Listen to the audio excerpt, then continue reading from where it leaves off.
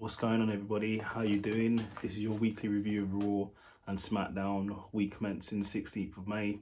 Like, subscribe, leave a comment. I'd like to know, firstly, I have a cough. I don't think it's COVID, but it's a cough. There you go. There's the cough. So like, subscribe, leave a comment. You can follow me on Instagram below as well. Let's get started. So it starts off with Omos versus Lashley in the beginning segment.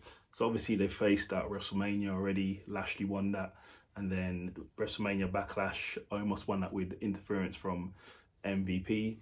So they had a grudge match here on Raw in a cage. So good match back and forth.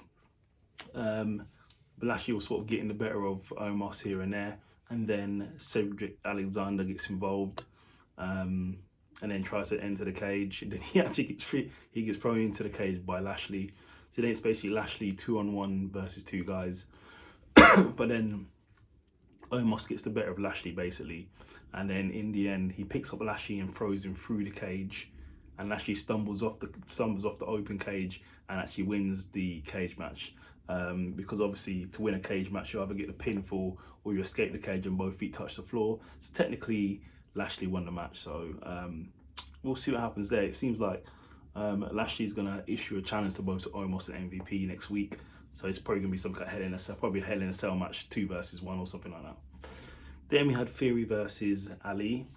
That was meant to be the match, but then Theory comes out and says he's a special guest referee. Special guest referee was The Miz. But then there's another cough. Then Theory basically says, you're not going to face him. He doesn't think it's fair. He picked an opponent for Ali, which turned out to be Veer Mahan. We all know who Veer is now. We know he's been found. He's here. So he basically came out. It's basically a squash match. Sort of beat down Ali, but was a bit screwy as well with Miz being the referee. But in the end, Veer won. And then they all started to beat down Ali. But then the Mysterios came out. So we'll see what happens there. Then we had Riddle versus Jimmy Uso. Really good match. Randy wasn't there, I'm not sure why, but Jay was there ringside. There was a distraction ringside with Jay in this match. So the referee basically says to Jay, you have to go to the back. At that point there, Riddle got a roll up and Riddle won the match. So yeah, good match there. Judgment Day basically, which consists of Edge, Damian Priest and Rhea Ripley, basically saying they're going to do what they want. They've had enough the way they've been treated and they're going to just basically take everyone out. So see what happens there.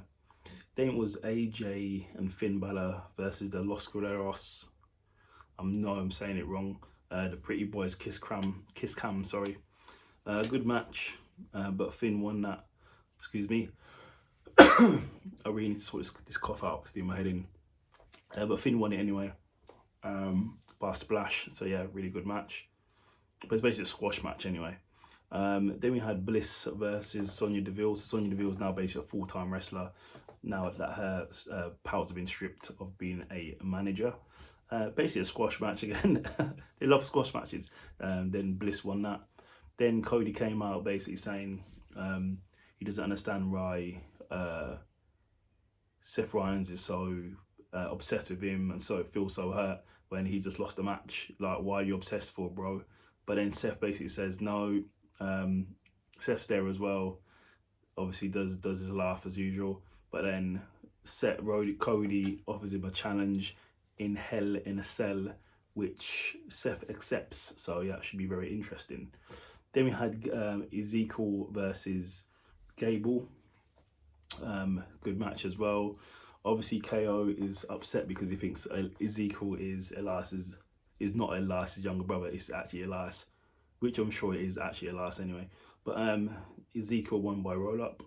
And then the main event, so the main event was Becky versus Asuka, but it was meant to be a 6-pack women's match, including the tag team women's champions. But apparently in the show, the tag team women's champions wasn't happy with what was happening, the booking, the show, and they handed the titles back and basically walked out.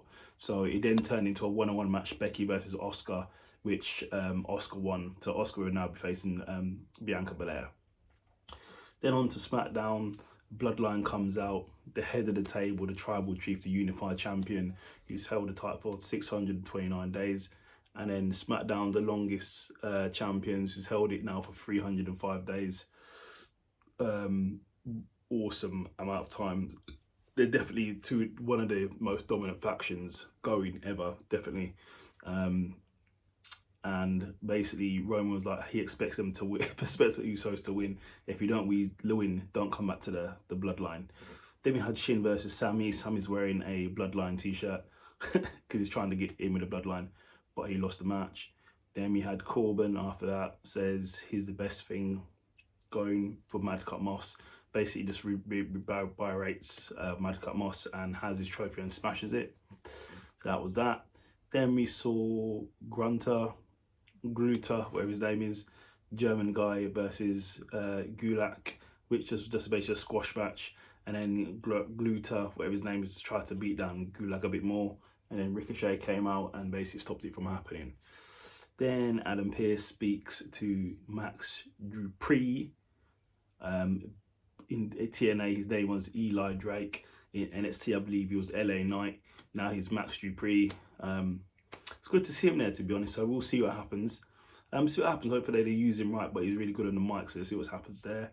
Then we had Shotzi versus Raquel Rodriguez. Raquel Rodriguez is a monster. She's a massive lady. She basically won by a chokeslam, so that was a pretty good match. Another cough. Then for the millionth time, Xavier is fighting with Sheamus and them lot. It was Xavier versus Butch. Xavier won, yeah. Then we had, it was basically, so going back to what I said previously on Raw, Michael Cole was basically saying that he was, WWE is disappointed and let down by Sasha Banks and Naomi walking out on the show. Like I said, I believe it's down to creative differences. I believe they're tag team champions, and then I think Naomi was meant to win that six-pack match and then face Bianca Belair and lose, and then Sasha was meant to go to SmackDown and face Ronda Rousey.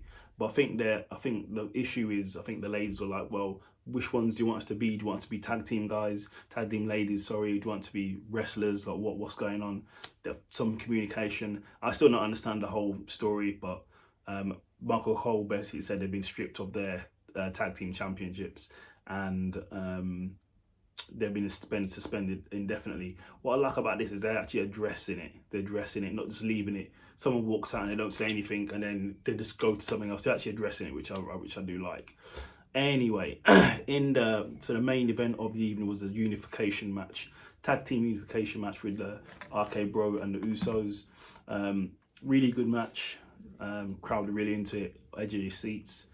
But in the end, good match. But if you remember, as I said before, Riddle attacked Roman.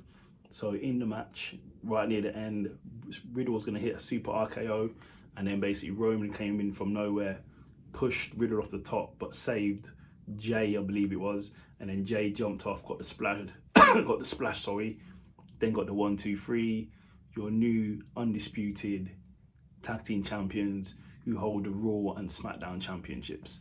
So yeah, that was it. Yeah, really good Raw and Smackdown. I definitely say agree to go and watch it. And yeah, we'll see what happens next. Another cough. No idea when we're going to see Sasha and Naomi again. No idea what's going to happen there. But no, awesome. So yeah, definitely go and watch it. Like, subscribe, leave a comment. And that is your rundown of Raw and Smackdown in about 8 minutes. Take care.